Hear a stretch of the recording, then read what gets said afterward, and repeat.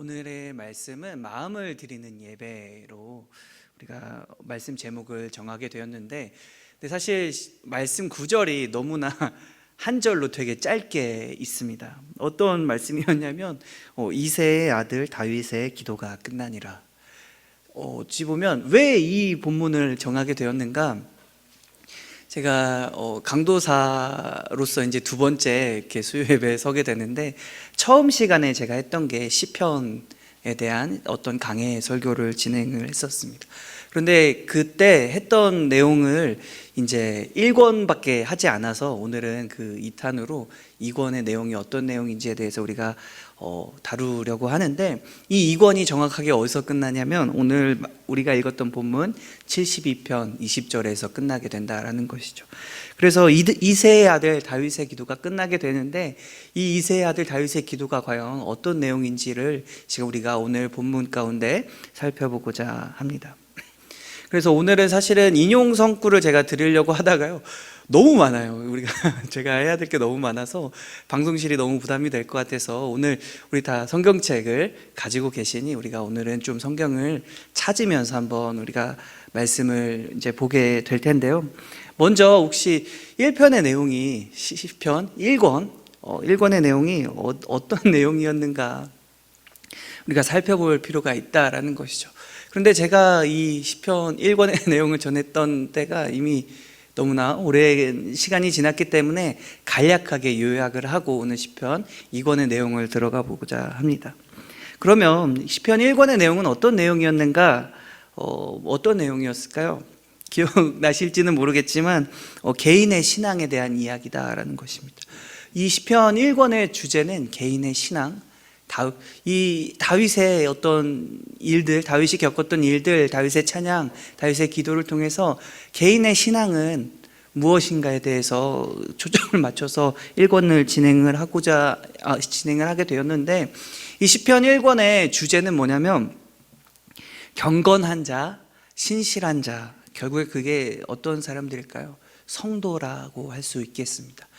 예수님을 믿는, 우리로 따지면 예수님을 믿는 이 성도가, 그리스도인이 거룩한 길을 걸어가고 있는 이 성도가 도대체 누구인가, 경건한 사람, 신실한 자가 도대체 누구인가가 이 시편 1권의 큰 그림에서의 주제다라고 할 수 있다라는 것입니다. 그래서 그 내용을 간략하게 정리를 하자면, 처음에 이제 고난 중에 참 하나님 없이 살아가다 보면 우리가 너무나 당연하게도 고난과 아픔과 절망과 실패를 경험하게 되는데, 그 고난 중에 하나님을 만나게 된다라는 것이죠. 그렇게 하나님을 만나게 되면 어떤 일을 겪게 되는가? 나를 재발견할 수 있게 된다라는 것입니다. 내 정체성이, 내가 무엇을 위해 존재하고, 내가 이 세상에서 내가 맡은 일이 도대체 무엇인지, 내가 무엇을 위하여 살아가는지, 그리고 내가 어떤 사람인지를 주님 안에서 깨닫는 사람이 경건한 사람이다 라고 할 수 있다라는 것이죠. 첫 번째로 하나님을 만난 사람이 경건한 자이며, 또 그 하나님 안에서 내가 어떤 사람인지를 깨닫는 사람이 경건한 사람이다라는 것이죠. 그러면 내가 어떤 사람인지를 어떻게 깨달아야 될까요? 그게 바로 하나님의 나라를 내가 이루어가는 사람이구나, 하나님의 뜻을 이 땅에 이루어가 나가는 사람이고, 내가 하나님께 권세를 받아 대리하여서 이 세상을 참 관리하고 이겨나가고 또 정복해 나가며 하나님께서 원하시는 그 하나님의 나라를 이 세상에 이뤄나가는 사람이구나라는 그런 정체성을 가지는 사람이 경건한 사람이다라는 것입니다. 그리고 더 나아가서 세 번째는 어떤 내용이 진행이 되냐? 바로 그 하나님과 함께하는 것이 어떤 것임을 알며, 하나님과 함께하고 하나님과 동행하며 하나님께 나아가는 게 즐겁고 기쁘고 하나님과의 교제를 사모하는 사람이 경건한 사람이다라고 이야기를 하고 있습니다. 뭔가 점점 발전해 나가는 것만 같은 내용입니다. 그래서 어떻게 되는가? 마지막은 아니지만 네 번째로 그 하나님을, 내가 경험한 하나님을, 그렇게 나를 구원하시고 나와 함께 하시며 나를 인도하신 그 하나님을 이제는 나에서 그치는 것이 아니라 내 주변에 있는 가족들, 친지들, 아니면 내 주변에 있는 사람들에게 온전히 전하는 것이, 가르치는, 하나님이 어떤 분이신지를 가르치는 것이 경건한 사람이다 이야기를 하고 있다라는 것입니다. 그런데요, 여기까지만 하면 참 다 납득할 수 있고 참 좋은 열매들과 좋은 결과들이 있기 때문에 참 행복할 것 같은데, 마지막에 어떻게 끝나는가? 다시 한번 하나님 앞에 탄식하면서, 다시 한번 고난을 만나면서, 다시 한번 하나님 앞에 엎드리며 시편 1권이 끝나게 되는데, 왜 마지막에 다시 한번 고난과 어려움 가운데 하나님 앞에 엎드리게 되는가? 그게 바로 성도다라는 것입니다.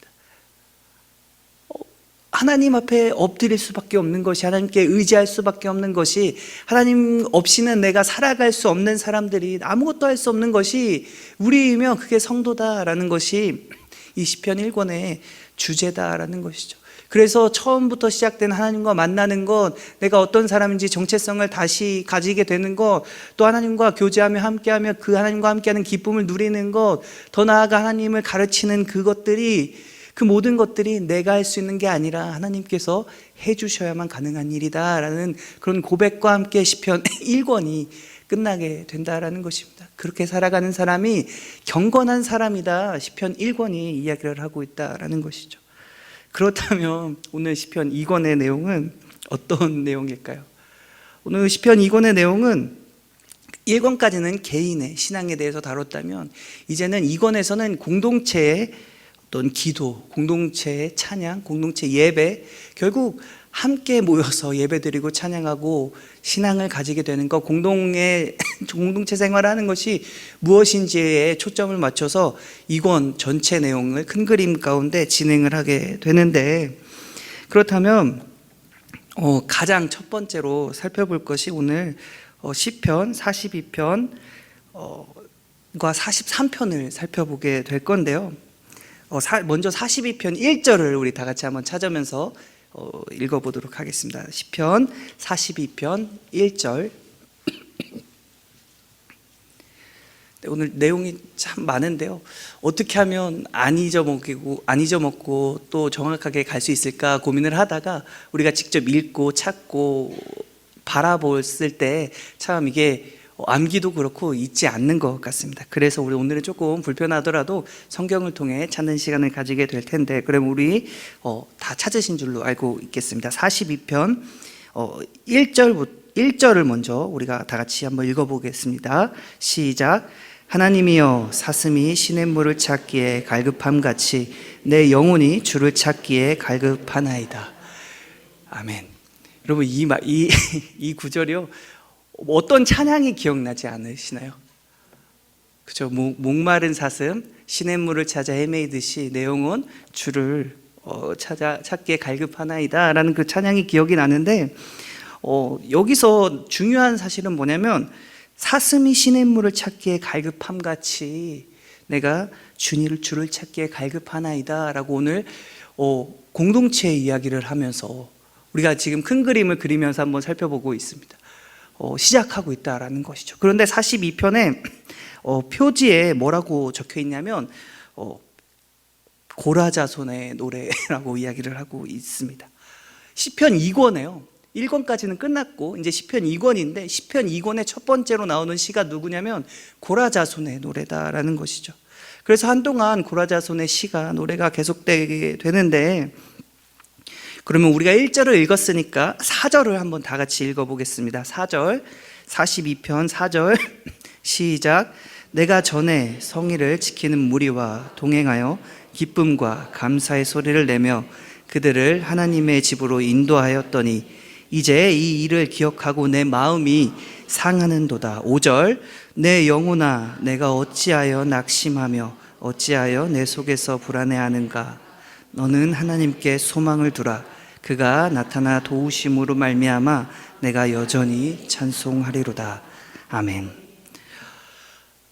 참 멋있는 말씀이고 우리에게 은혜가 되는 말씀인데, 4절에서 어떤 이야기가 나오는가? 내가 전에 성의를 지키는 무리와 동행하여 기쁨과 감사의 소리를 내며 그들을 하나님의 집으로 인도하였더니, 고라자손이 어떤 사람들이었는가? 성전의 문지기였다라는 것이죠. 하나님과 함께하는 사람이었고 예루살렘 성전에서 예배를 드리는 그 성전 가운데 문지기로서 항상 하나님 앞에 서 있던 사람이다라는 것입니다. 그런데 그 일을 기억하니까 지금 뭐라고 이야기를 하냐면 내 마음이 상하도다라고 이야기를 합니다. 그리고 하나님 앞에 사람들을 인도하였고 또 하나님과 그렇게 기쁨의 제사 하나님과 함께하는 삶을 기억해 보니 내 마음이 상하는도다 라고 지금 이야기를 하고 있다라는 것이죠. 뭔가 이상합니다. 왜 그것을 마음이 상한다라고 표현을 했을까? 왜 그러냐면 지금 이 고라자손이 이 시를 지금 썼던 저자가 뭔가 있어야 할 그 장소 예루살렘과 그 성전에 있는 것이 아니라 지금 멀리 떨어져서 타향살이를 하고 있다라는 것입니다. 참 이 목마른 사슴같이 주님을 찾기에 갈급하다라는 그 마음, 결국에 주님을 사모한다, 목마른 사슴처럼 주님을 사모한다라는 뜻을 가지고 있게 되는데, 그러면 정확하게 구체적으로 목마른 사슴이 하나님을 찾기에 시냇물을 찾으면서 갈급한 것 같이 하나님을 사모한다라는 그 의미가 도대체 무슨 의미인가? 이 고라 자손들이 돌아갈 수 없는 그 예루살렘, 돌아갈 수 없는 성전, 과거의 그 기쁜 날을 회상하면서 가지 못하는 나를 살펴보며 마음이 아파하고 상해하는 모습을 보고 있다라는 것이죠. 결국에 어떤 뜻을 가지고 있는가? 이 성전 제사에 대한, 다시 한번 예루살렘으로 가서 그 예루살렘 성전에서 하나님 앞에 제사를 드리고 싶어하는 그 갈급함, 그 사모함이 바로 목마른 사슴이 시냇물을 찾아 갈급해하는 것과 같다라는 것을 우리가 말씀을 통해 알 수 있다라는 것이죠. 그래서 이 고라 자손의 시는요, 이 시편은 특징이 있는데 어떤 특징이 있는가? 성전 제사를 되게 강조합니다. 그리고 그 이 성전 제사를 갈급해하는 모습을 보여주고 있다라는 것이죠. 결국에 이 시편을 시작하면서 지금 성전 제사에 대한 부분들을 이야기를 하고 있다라는 것인데, 이 제사가 오늘날 우리가 드리는 예배와는 완전히 같은 것은 아니지만 이 제사가 결국에 하나님 앞에 드리는 예배였다라는 사실들을 우리가 기억을 하면 이 참 하나님 앞에 나아가는 거, 우리가 지금 이렇게 수요일 저녁 7시 10분부터 드리는 이 정해진 장소와 정해진 시간에 드리는 이 예배가 참 이 예배에 대한 사모함이 있는가라는 질문을 우리에게 던져주고 있습니다. 고라 자손이 갈 수 없는 그곳을 그렇게 그리워했던 것처럼 우리는 갈 수 없는 장소가 아니라 우리는 매번 정해진 시간, 정해진 장소에서 하나님과 만나는 시간을 가지고 있는데, 이렇게 예배를 드리고 있는데 이 시간이 정말 감사한 시간이다. 그리고 이 예배에서 하나님을 만나는, 하나님과 함께하는 것을 사모하고 있는가, 하나님을 정말 갈급해하고 있는가, 지금 이 고라 자손의 시편을 통해서 전체적인 측면 가운데 우리에게 질문을 하고 있다라는 것입니다. 그래서 이 시편 2권의 주제 중에 참 중요한 주제 중 하나는 뭐냐면 제사란 무엇인가를 이야기를 하고 있다라는 것이죠. 우리식으로 신약을 살아가고 있는 우리들에게 적용한다면 예배란 무엇인가, 지금 그 주제를 가지고 이 시편 2권을 다루고 있다라는 것이죠. 그래서 이 시편 2권에는요 크게 세 가지 제사를 이야기를 하고 있습니다. 그래서 앞으로 그 세 가지 제사가 어떤 내용인지 한번 살펴볼 텐데, 첫 번째로는 이 공적 제사, 우리가 지금 드리고 있는 이 예배처럼 정해진 시간, 정해진 장소에서 드리는 이 예배에 대한 사모함이 있는가라는 질문으로 이 공적인 제사를 이야기를 하고 있고, 그렇다면 두 번째는 무엇일까? 우리 시편 50편을 살펴보도록 하겠습니다. 시편 50편을 한번 펴보시면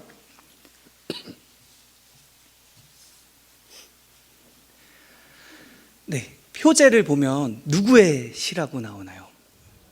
아삽의 시라고 이야기를 합니다. 그런데 이 아삽은요 참 재밌는, 어찌 보면 저랑 좀 비슷한 사람이었던 것 같은데, 앞서 나오는 이 고라 자손들은요 되게 전통적이고 보수적이고 우리가 이 예배를 중요시했던, 전통의 예배를 중요시했던 사람인데, 지금 이 아삽은요 약간은 우리 교회에 보면 약간 이렇게 삐딱한 사람들이 있죠. 뭔가 시각이 왜 저 사람 저렇게 삐딱하게 생각할까, 왜 저렇게 부정적으로 생각할까라고 그런 사람들이 어딜 가나 몇 명은 꼭 계시는 것 같은데, 근데 그분들이 잘못했다라기보다 지금 아삽도 그런 사람이다라고 우리가 생각을 하고 말씀을 살펴보면 좋을 것 같습니다. 그래서 이 아삽은 어떤 사람이었는가? 성전에서 노래하고 찬양하는 일을 맡은 사람이었다라는 것입니다. 그런데 이 아삽은 성전 제사를 이 공적인 제사, 공적인 예배를 중요시 안 했던 것은 아닙니다. 이것도 중요한데 이 공적인 제사 그 다음에 더 중요한 것이 있다 이야기를 했다라는 것이죠. 그럼 그게 무엇이었는가? 그게 바로 삶으로 드리는 감사의 제사를 이야기를 하고 있습니다.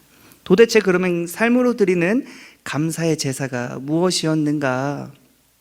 오늘 50편 8절을 우리 다 같이 한번 읽어보도록 하겠습니다. 8절입니다. 시작.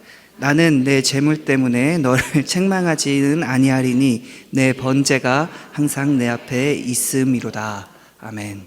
무슨 말일까요? 하나님께서 내 재물 때문에 그 사람을 책망하지 않겠다라고 이야기를 하면서 내 번제가 항상 내 앞에 있음이로다 이야기를 하고 있다라는 것이죠. 이 8절부터 본격적으로 이 아삽이 하고자 하는 내용이 시작되는데 지금 그 전제가 시작되고 있습니다. 서론이 시작되었는데 이게 무슨 말인가? 우리가 이렇게 매번 드리는 수요일 예배, 또 금요일 저녁 성령 집회, 또 우리가 주일 1, 2, 3부 예배, 그리고 주일날 드리는 오후 예배까지 우리가 공적인 예배를 항상 드린다라는 것이죠. 근데 그 예배를 항상 드리고 그것들 예배에 참석하는 것 때문에 지금은 그것들이 잘못됐다라고 이야기를 하고 있지 않다라는 것을, 그 예배에 참석하는 것이 잘못된 것이 아니다, 그렇게 잘 참석하고 있다, 이 이야기를 하는데 거기서 그치는 게 아니라 뭔가 다른 것들을 이야기를 하기 시작합니다. 그래서 무엇이었는가 우리 앞으로 천천히 살펴보게 될 텐데 우리 12절 한번 살펴보겠습니다. 12절 시작. 내가 가령 줄여도 내게 이르지 아니할 것은 세계와 거기에 충만한 것이 내 것임이로다. 아멘. 이건 또 무슨 말일까요? 내가 가령 줄여도 내게 이르지 아니할 것은 세계와 거기 충만한 것이 내 것임이로다. 이게 왜 어떤 말인가? 여러분, 이방 제사를 우리가 먼저 이해를 할 필요가 있는데 여호와께 드렸던, 하나님께 드렸던 제사 말고 이방 신들에게 드렸던 그런 제사는 어떤 의미가 있는가? 그 이방 신들의 그런 배를 채우고 이방 신들에게 만족감을 주어야만 그 이방 신들이 그것을 통해서 그 이방인들에게, 그 자신을 섬겼던 사람들에게 또 뭐 비를 내리고 은혜를 베풀고 하는 것들이 사실은 이방 제사의 내용이었다라는 것이죠. 그래서 이방인들이 제사를 드렸던 것은 그들이 섬겼던 그 신에게 만족감을 주고 채워주고 신에게 어떤 큰 도움이 되는 행위였는데, 지금 하나님께서는 하나님께 드리는 그 제사는, 또 이스라엘 백성들이 하나님께 드렸던 그 제사는 그런 의미가 아니라는 것을 지금 드러내고 있다라는 것이죠. 하나님께서는 이미 이 세상의 모든 것들이 하나님 것이며, 이스라엘 백성들이 그렇게 제사를 드림으로써 하나님이 어떤 만족함을 느끼거나 하나님은 그것을 통해 어떤 힘을 얻거나 도움을 얻는다라는 것이 아닌 것을 지금 명백하게 하고 있다라는 것입니다. 그러니까 그냥 공적인 제사에 참석하는 것만으로는 사실은 뭘 이야기를 하고 있는 거죠? 하나님께 만족함을 드릴 수 없다라는 것을 드러내고 있다라는 것입니다. 우리가 매번 드리는 이 예배, 정해진 장소, 정해진 시간에 드리는 예배에 참석하는 것만으로는 사실은 하나님께 어떤 도움도, 하나님께 어떤 만족함도, 하나님의 어떤 기쁨도, 하나님의 어떤 영광도 돌릴 수 없다라는 것들을 지금 명백히 하고 있다라는 것입니다. 그러면 도대체 하나님 앞에 만족함을 드리고 하나님이 기뻐하시는, 하나님이 정말 좋아하시는, 그런 기뻐하시는 예배, 제사가 도대체 무엇인가? 그것을 우리가 알아야 하는데 그게 무엇인가? 우리 14절 우리 한번 읽어보도록 하겠습니다. 14절 시작.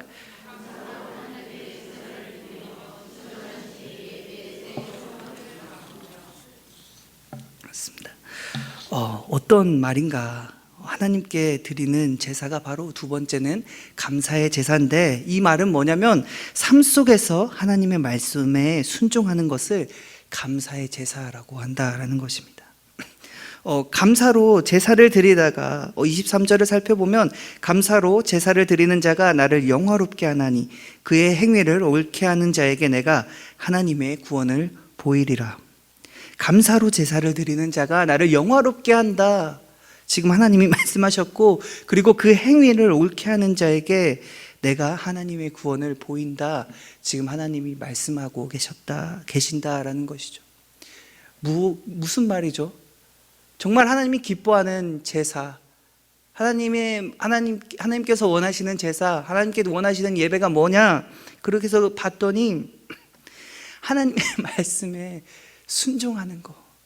우리의 삶에서, 여러분, 이 공적인 제사뿐만 아니라, 이 공적인 예배 시간뿐만 아니라, 내가 나아가는 현장, 내가 나아가는 직업, 일터, 사회 가운데 내가 마주하고 있는 참 이 세상 가운데, 그 가운데 하나님의 말씀대로 살아가는 자만이, 그렇게 우리가 살아가야만 하나님께 우리가 지금 여기서 말하는 감사의 제사를 드리게 된다라는 것입니다. 하나님이 이걸 원하신다. 지금 이 아삽이라는 사람이, 조금 삐딱한 사람이 그것을 강조하고 있다라는 것이죠. 이 아삽의 시위에서 우리가 얻을 수 있는 거, 두 번째 제사, 이 시편 2권에서 말하고 있는 두 번째 제사는 뭐냐면 결국 감사의 제사, 하나님께 순종하는 삶, 하나님 앞에 드리는 삶의 예배를 지금 이야기를 하고 있다라는 것입니다. 그런데 참 무서운 말이 그 다음에 등장을 하게 되는데, 하나님께서 이렇게 순종하는 삶, 감사의 제사를 드리지 않는 사람을 뭐라고 어떻게 하시겠는가 지금 선포하고 계시냐면 찢겠다 이야기를 하십니다. 사실은 이스라엘 백성들 하나님께서 구원, 어려움 가운데, 고통 가운데, 절망 가운데 건져내시는 분이 하나님이신데, 그 하나님께서 이렇게 감사의 제사를 드리지 않는 하나님의 말씀에 순종치 않고 자기의 뜻대로 자기 마음대로 살아가는 그 사람을, 그 악인을 어떻게 하시겠냐라고 지금 선포하고 계시냐면 찢어버리겠다라고 이야기하십니다. 너무나 무서운 말이죠. 여러분, 하나님이 찢겠다라고 하는데 누가 그 사람 하나님의 손에서 건져낼 수 있을까요?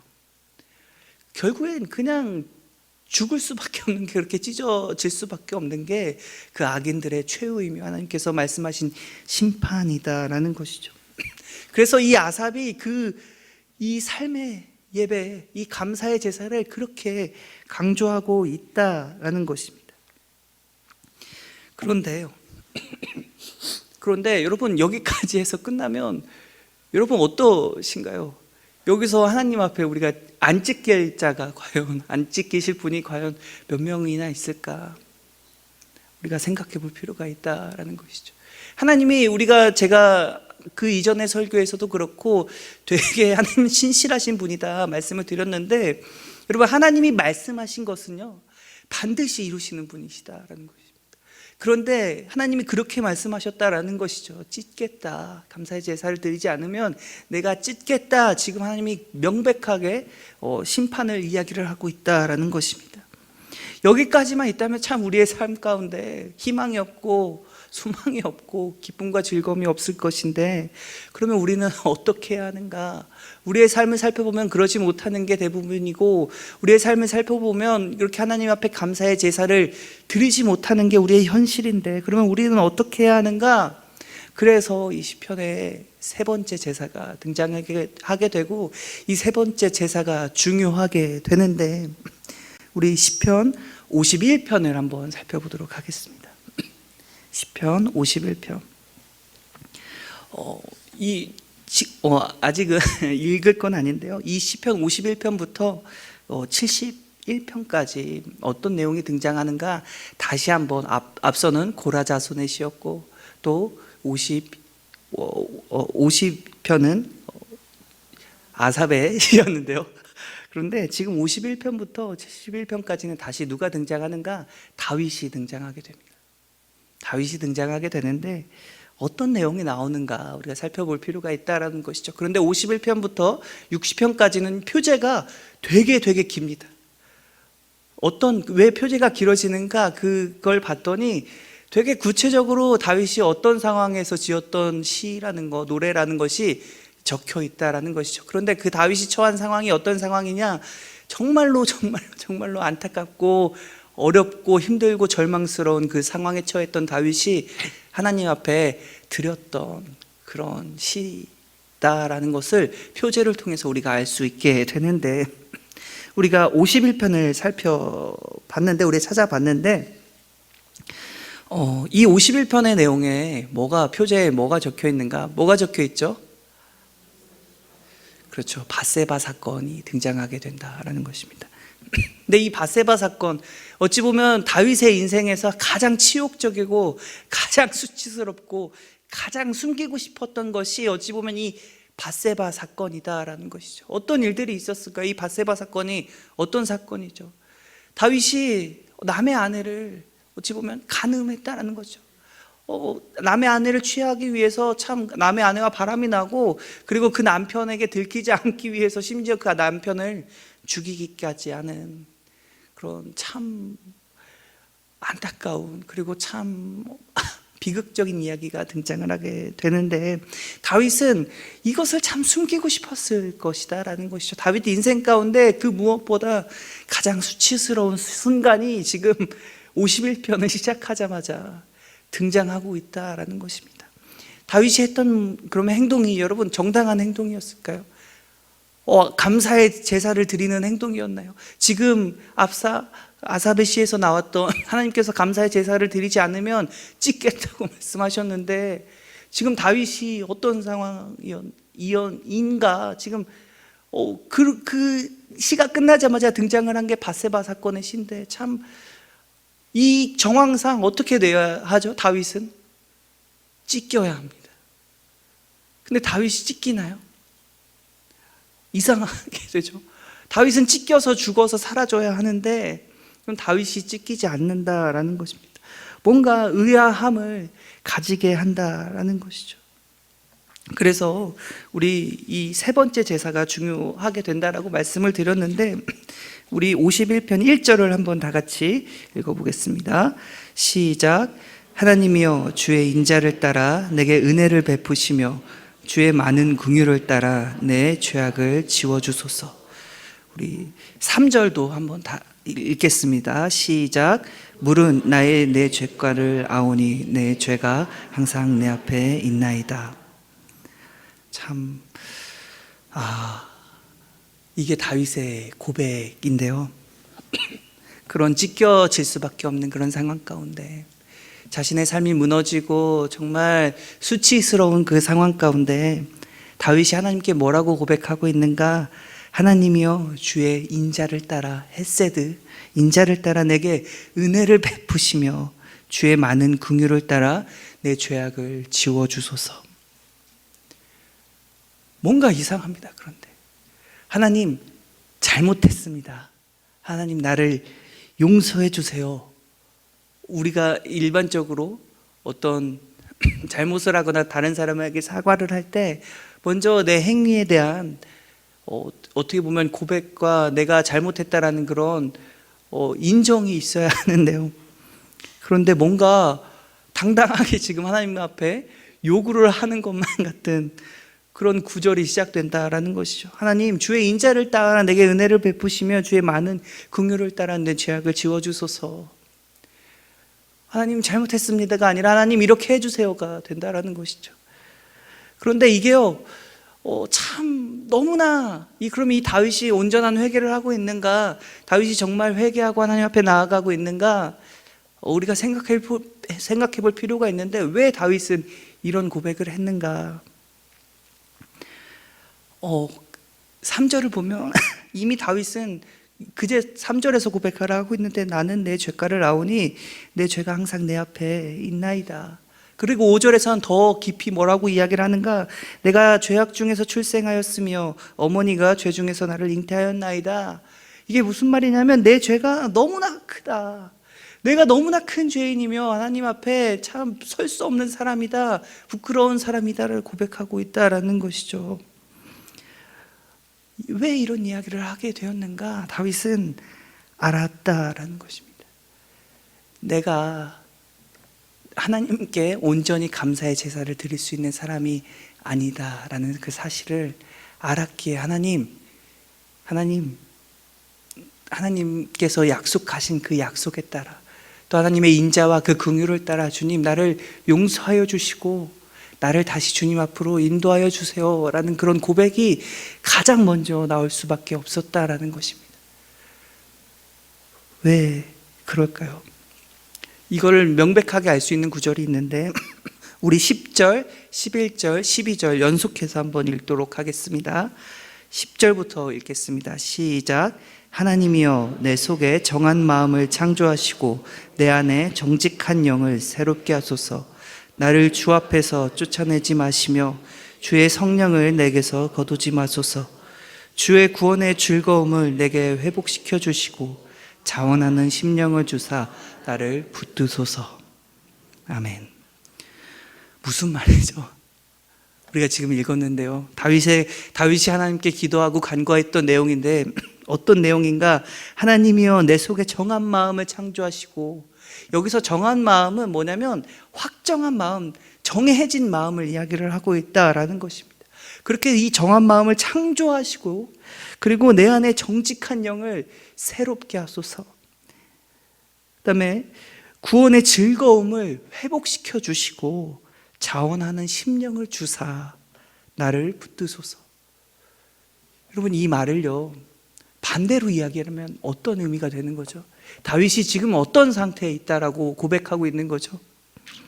내 속에 정한 마음이 없고, 내 속에 정해진 마음이 없고, 내 속에 정직한 영이 없으며, 또 내 안에 구원의 그 즐거움이 없고, 또 주님 앞에 나아가고자 하는 그 자원하는 심령 또한 하나님 나에게 없습니다. 지금 고백하고 있다라는 것입니다. 무슨 말일까요? 아주 어찌 보면 아주 정직하게 있는 그대로 하나님 앞에 고백하고 있다라는 것이죠. 이것을 조금 더 쉽게 이야기하면 어떤 마음이 되는가?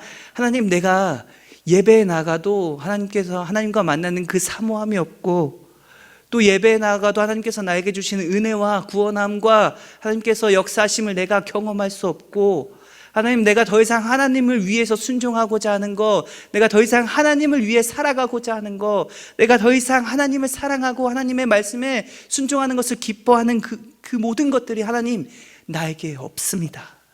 하나님, 내가 하나님과 함께하는 것이 즐겁지 않습니다. 아니, 하나님과 내가 함께할 수 없는 상태입니다. 내가 그것이 더 이상 나에게 구원이 되지 않습니다. 즐거움이 되지 않습니다. 기쁨이 되지 않습니다. 라는 그런 고백을 지금 다윗이 하나님께 하고 있다라는 것이죠. 여러분, 우리는 과연 이럴 때가 없느냐라는 것입니다. 지금 다윗이 정말 철저하게 자신을 바라보고 철저하게 분석해서 있는 그대로를 하나님 앞에 다 고백하고 있다라는 것이죠. 그래서 뭐라고 이야기를 하는가? 우리 16절 한번 다 같이 읽어보겠습니다. 시작. 주께서는 제사를 기뻐하지 아니하시나니 그렇지 아니하면 내가 드렸을 것이라. 주는 번제를 기뻐하지 아니하시나이다. 아멘. 여러분, 주께서 번제를 기뻐하지 아니하시나이다라는데, 여러분, 이 말씀만 보면 사실 말이 안 되죠. 지금 공적인 제사를 하나님이 기뻐하지 않으신다라고 이야기를 한다라는 것이죠. 우리가 드리는 이 예배, 하나님 앞에 나아가는 거 기뻐하지 않으신다라는 것입니다. 그런데 다윗이 우리 맥락 가운데 살펴볼 필요가 있는데, 다윗이 왜 이 고백을 했는가?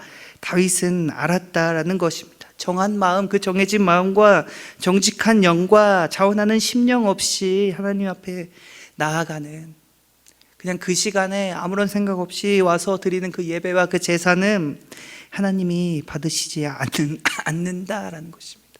결국에 마음이 없는 그 예배는 하나님이 기뻐하시지도 않고 받으시지도 않는다는 그 사실을 지금 알고 다윗이 하나님께 고백하고 있다라는 것입니다.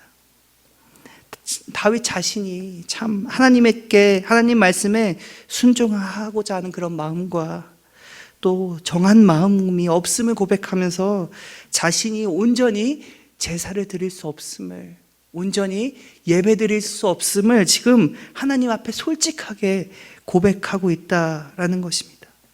그런데 여기서 그치는 것이 아니라 우리 17절 한번 읽어보도록 하겠습니다. 시작.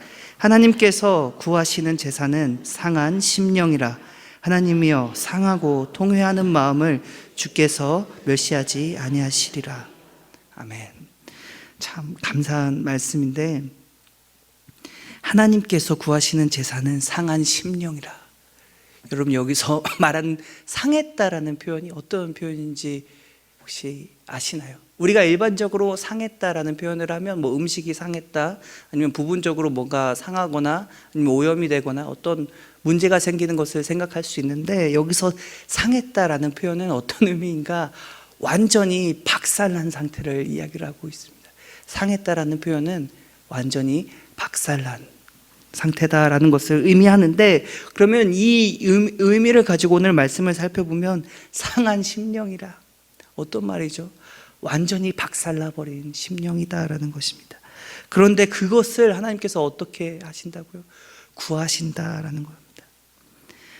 그리고 하나님이여 상하고 통회하는 마음을 주께서 멸시하지 아니하시리이다. 하나님께서 정말 그렇게 완전히 박살나고 그렇게 통회하는 그 마음, 그 심령을 멸시하지 않으신다, 지금 하나님께서 말하고 있다라는 것입니다. 이것을 정리를 해보자면 어떤 것이 등장하게 되는가? 다윗은 밧세바 사건을 겪으면서 자신이 얼마나 부족한 사람이며, 또 하나님께 자원하는 마음이 없는 사람이며, 정한 것이 없고 또 정한 것이 없이 그냥 행하는 사람임을 온전히 깨닫게 된다라는 것이죠. 내 안에 선한 게 아무것도 없는 사람, 내가 너무 얼마나 부족한 사람인지를 온전히 깨닫게 되었다라는 것입니다. 그래서 이제는 자신에게 주어진 어떤 왕이라는 그 직책과 또 자신이 행해야 할 것들을 행할 수도 없고, 또 하나님의 뜻대로 행하려는 그 마음도 없는 자신을 마주하게 되었다라는 것이죠. 이 밧세바 사건을 통해 이게 정말 나이구나라는 것을 뼈저리게 느꼈다라는 것입니다. 이 상태가 뭐라고 할 수 있을까요? 그 다윗의 심령이 완전히 박살나버리고 삶이 무너지고 또 내면이 무너지며, 어찌 보면 참 앞으로의 인생이 참 주저앉을 수밖에 없는 그런 완전히 박살나게 된 상한 심령을 가질 수밖에 없었다라는 것입니다. 그런데 하나님께서 이렇게 아파하고 완전히 박살나버린 그 다윗의 심령을 그리고 그 마음을 하나님께 제사로 드리라고 말씀하고 계신다라는 것이죠. 근데 이것은 다윗뿐만 아니라 우리도 마찬가지다라는 것입니다. 이렇게 상한 심령을 하나님께 드렸을 때 하나님이 어떻게 해주신다고요? 아까 말했듯이 다윗이 고백했던 것처럼 정해진 마음과 또 정직한 영과 자원하는 심령을 우리에게 주신다고 약속을 해주셨다라는 것입니다. 우리가 그렇게 하나님 앞에 나아갔을 때 그 상한 심령을 주님 앞에 드리는 그런 제사를, 그런 예배를 드렸을 때 어떻게 되면 그때에서야 우리는 무엇을 할 수 있게 되는가? 우리 19절 다 같이 한번 읽어보도록 하겠습니다. 19절입니다. 시작. 그때 주께서 의로운 제사와 번제와 온전한 번제를 기뻐하시리니 그때 그들이 수소를 주의 제단에 드리리이다. 아멘. 이렇게 주님이 주신 정한 마음과 정직한 영과 자원하는 심령이 주어졌을 때 우리는 다시 한번 주님 앞에 예배자로 설 수 있게 된다라는 것이죠. 참 이게 바로 시편 2권에서 말하는 세 번째 제사다라는 것입니다. 오늘 말씀의 제목처럼 마음을 드리는 예배, 상한 심령을 드리는 예배, 상한 심령을 드리는 그 제사가 우리의 삶 가운데 반드시 필요하다라는 것을 지금 시편 2권을 통해 다윗이 고백하고 있다라는 것입니다. 그리고 우리가 그렇게 할 때 우리에게 없는 것을 하나님께서 우리에게 채워주신다 약속하셨다라는 것입니다. 이렇게 51편부터 71편까지는 다윗의 시 모음집이다라는 것이죠. 그래서 참 51편 지금 밧세바 사건을 생각을 해보면 다윗의 인생에서 가장 힘들고 어려운, 어떻게 보면 밑바닥인 상황에서 시작을 하게 되는데, 그런데 참 감사하게도 그 70편 쪽으로 가면 갈수록 뭔가 점점 희망찬 일들이 발생을 하게 됩니다. 여기서 희망찬 일들, 기대감이 생기는 일들, 어떤 다윗이 밑바닥에 있다가 점점 높아지는 그런 상황들을 70편 쪽으로 가면 갈수록 보여지게 되는데, 그게 무엇인가? 어떻게 하는 것이 점점 높아지는 것인가, 희망차고 기대감을 부풀게 하는가? 그것은 바로 하나님의 약속이 이루어지는 것을 바라볼 수 있다라는 것이죠. 다윗에게 주신 그 하나님의 언약을 다윗을 통해 이뤄가시는 그런 것들, 그리고 다윗의 후손을 통해 이루실 그런 하나님의 언약들을 기대하게 만드는 것이 지금 51편부터 밑바닥에서부터 점점 올라가게 되는 그런 다윗의 모습을 보여주고 있는데, 그렇게 해서 그럼 72편이 오늘 아까 처음 서두에서 이제 거의 다 왔습니다. 시편 72편이 이 2권을 마무리하는 어떻게 보면 마지막 편인데, 우리 시편 72편을 한번 살펴보도록 하겠습니다. 그래서 이 시편 72편에 어떤 것이 등장을 하는가? 누구의 시라고 되어 있나요? 솔로몬의 시가 등장하게 됩니다. 이 솔로몬은 누구냐면 우리가 너무나 잘 알듯이 다윗의 아들이죠. 다윗을 이어서 이스라엘을 통치했던, 어떻게 보면 이스라엘의 또 역대 가운데 위대한 왕이었는데, 이 솔로몬이 등장을 하게 되는 것입니다. 이것을 다른 말로 이야기를 하면 다윗의 후손이 될 수 있겠죠. 그래서 이 72편이 어떻게 보면 이 시편 2권의 이제 클라이막스, 마지막 절정 부분을 다루고 있는데, 우리 1절과 2절을 한번 다 같이 연속으로 읽어보도록 하겠습니다. 1절 2절 시작. 하나님이여 주의 판단력을 왕에게 주시고 주의 공의를 왕의 아들에게 주소서. 그가 주의 백성을 공의로 재판하며 주의 가난한 자를 정의로 재판하리니. 아멘. 이 72편에 주인공이 등장을 하게 되죠. 누구가, 어떤 사람이 등장하게 되는가? 왕과 왕의 아들, 결국 그 왕의 후손이 등장하게 된다는 것입니다. 그런데 중요한 것은 판단력과 주의 공의를 달라라고 이야기를 합니다. 어떤 말이냐면 온전히 하나님의 나라를 하나님의 뜻대로 다스릴 수 있는 판단력과 지혜를 왕과 그 후손에게 주시옵소서라는 그런 고백이 등장을 하게 된다라는 것이죠.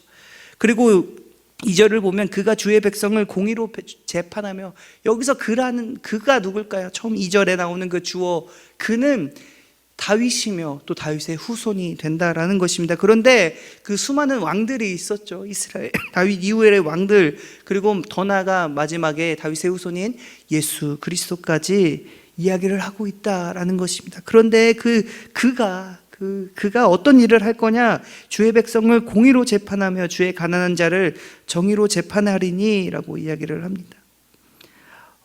그러면서 어떻게 이야기를 하는가? 7절에서 그의 날이 의인이 흥왕하며 평강의 풍성함이 달이 닿을 때까지 이르리로다. 또 17절에 그의 이름이 영구하며 그의 이름이 해와 같이 장구하리로다. 사람들이 그로 말미암아 복을 받으리니 모든 민족이 다 그를 복되다 하리로다 라고 이야기를 합니다. 뭔가 지금 그 이전까지 다윗의 그 밑바닥에 있었던 51편의 그 내용과 지금 72편의 내용이 지금 어마어마한 차이를 이루고 있는데, 어떤 것들이 있는가?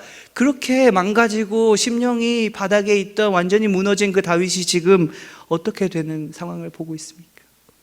하나님으로 인해서, 하나님이 주시는 그 언약으로 인해서, 하나님의 세우심으로 인해서, 하나님의 채우심으로 인하여 이스라엘을 다스리고 열방을 다스리며 그 다윗의 그 후손을 통해 하나님의 그런 공의와 하나님의 그런 정의가 이루어지며 하나님의 나라가 선포되고 점점 보여지고 윤곽이 잡혀져 가는 그런 하나님의 약속들이, 구약 성경에 있는 그 모든 약속들이 이루어져 가는 모습을 지금 이 72편을 통해서 다윗을 통해, 다윗의 또 그 후손을 통해 이루어져 간다라는 그 사실을 이야기를 하고 있다라는 것입니다. 그런데 그렇게 하나님께서 약속하신 그게 어떤 의미인가? 달이 닿을 때까지 해와 같이 장구하리로다. 그 말은 뭐냐면 영원히 이루겠다라는 것입니다. 그의 날에 의인이 흥왕하여 평강의 풍성함이 이르리로다. 어마어마한 복을 누리게 된다라는 그 사실을 다윗의 후손을 통해 누리게 될 것이다라는 어떤 진짜 마지막 어떤 결론, 클라이막스, 어떤 빵빠레를 지금 막 던져주고 있다라는 것이죠. 근데 참 뭐라고 이야기를 하는가? 17절에 아까 이야기를 했는데 사람들이 그로 말미암아 복을 받으리니. 여러분, 이 약속이 어디서 등장했을까요? 창세기 12장 3절에 아브라함에게 하나님이 주셨던 약속입니다. 이 말은 결국에 무슨 말이냐면 장차 오게 될 그 다윗의 후손을 통해 그 창세기부터 지금까지 이르게 되는 그 구약의 마지막까지 이르게 되는 그 하나님의 모든 약속들을 이 장차올 다윗의 후손이 이루게 되겠다, 이루겠다, 이룰 것이다 라는 것을 지금 드러내고 있다라는 것이죠. 그렇게 해서 그 다윗의 후손이 한 명 예로 등장하게 됐는데 그게 누구죠? 솔로몬이다. 그런데 사실 이 이스라엘 백성들은 이 솔로몬을 통해 하나님이 약속하신 모든 것들을 이루겠다라고 생각했을지도 모르겠습니다. 왜냐하면 우리가 담임 목사님 설교를 통해 우리 솔로몬 이야기들, 솔로몬 시대가 어땠는지를 우리가 너무나 잘 알고 있는데, 너무나 잘 알듯이 부유하고 강대국이었으며 어렵지 않고 풍요한 시대를 지냈던 것이 솔로몬이다라는 것이죠. 그래서 이제는 이런 생각들을 영원하겠다 생각을 했지만 사실은 그 다음에 어려운 바벨론 포로 시기를 겪게 된다라는 것입니다. 그래서 솔로몬은 아니었는데 이 다윗의 후손 장차올 이 하나님의 약속을 모든 것들을 이루실 그분은 누구시었는가? 바로 예수 그리스도셨다라는 것을 우리가 말씀을 통해서 알고 있는데, 이 시편 2권에서는 지금 장차올 그 그리스도를 지금 기다리며 그렇게 될 것이다라는 희망찬 이야기를 하면서 끝나게 된다라는 것이죠. 그러면서 마지막에 뭘 이야기를 하고 있는가? 참 신기하게도 솔로몬의 시라고 표제에는 적혀 있는데 마지막에 어떻게 끝나죠? 우리가 처음에 읽었던 본문이 뭐였습니까? 이새의 아들 다윗의 기도가 끝나니라. 지금 우리가 읽은 이 시편 2권이 다윗의 기도집이었다라는 것입니다. 다윗이 이 부분들을 전하고 있다는 것이죠. 지금 처음에 말씀을 정리를 해보겠습니다. 정리를 해보면 시편 2권은 크게 두 가지를 이야기를 하고 있는데, 첫 번째는 세 가지 제사를 이야기를 합니다. 그리고 그 다음은 뭘 이야기를 하는가? 우리 좀 전에 나눴던 장차 오게 될 다윗의 후손을 통해 하나님의 모든 약속이 이루어질 것이다라는 그런 희망찬 미래를 전하고 있다라는 것이죠. 그런데 우리가 여기서 중요한 사실이 있는데, 지금 제가 말씀드린 것들은 어찌 보면 큰 흐름 가운데, 큰 그림 가운데 말씀을 드린 부분들이다라는 것이죠. 그래서 사실은 이 시편이라는 것이 이런 그림들, 이런 시각들을 가지고 지어진 것은 분명히 아니었다라는 것입니다. 다윗이 힘들고 어려웠을 때 지어진 시라고 했으면 단지 사실은 우리가 이 시편을 해석하는 데 있어서 우선적으로 봐야 할 것은 그 시편 각 편을 먼저 바라봐야 하지만, 그런데 거기에 더해서 지금 이런 시각들, 하나님의 약속이 이루어져 갈 것이고, 그리고 하나님 앞에 드리는 이 마음의 제사와 하나님 제사가 무엇인지에 대한 것들, 우리가 공동체로서 어떻게 갖춰져 나가야 하는지에 대한 부분들을 지금 각각 시편들을 재배치를 해서 우리에게 큰 그림을 통해 또 말씀을 전하고 있다라는 것이죠.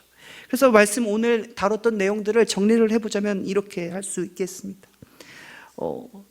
과연 우리에게 공적인 예배, 이렇게 정해진 시간, 정해진 장소에서 드리는 예배 가운데 하나님을 향한 사모함이 있는가?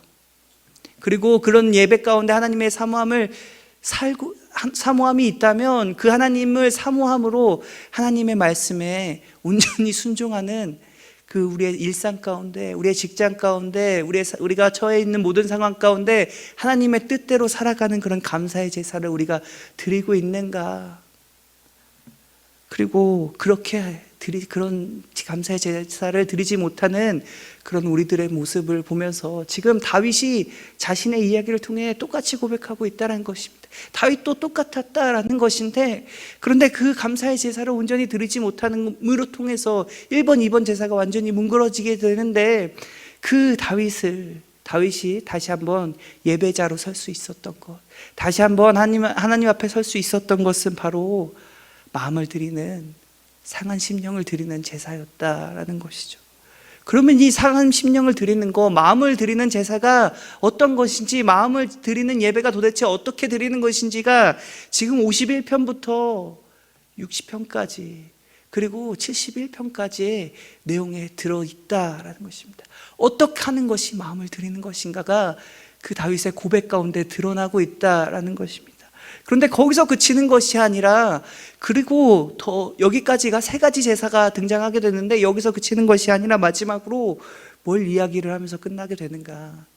이제 우리에게는 여기 우리 이 삶에서 그렇게 힘들고 어려움에서 지치고 어려움에서 끝나는 것이 아니라 이제 앞으로 다윗의 후손 중에 후손이 올 건데 지금까지 하나님께서 약속하셨던 그 모든 것들을 이루실 분이 오실 거다라는 그런 희망적인 메시지를 전하며 이 시편 2권이 마무리하게 된다라는 것입니다. 그렇게 살아가는 것이 교회이며 그렇게 살아갔던 것이 이스라엘 백성 공동체였다라는 것을 이 시편 2권이 우리에게 전해주고 있다라는 것입니다. 그래서 오늘 우리가 기억해야 할 것은 무엇인가? 오늘 우리의 말씀이었던 것처럼 마음을 드리는 예배를 우리가 드려야 한다라는 것입니다. 이 이야기까지 하면 오늘 한 9시가 넘을 것 같은데 그러면 안 되니까요.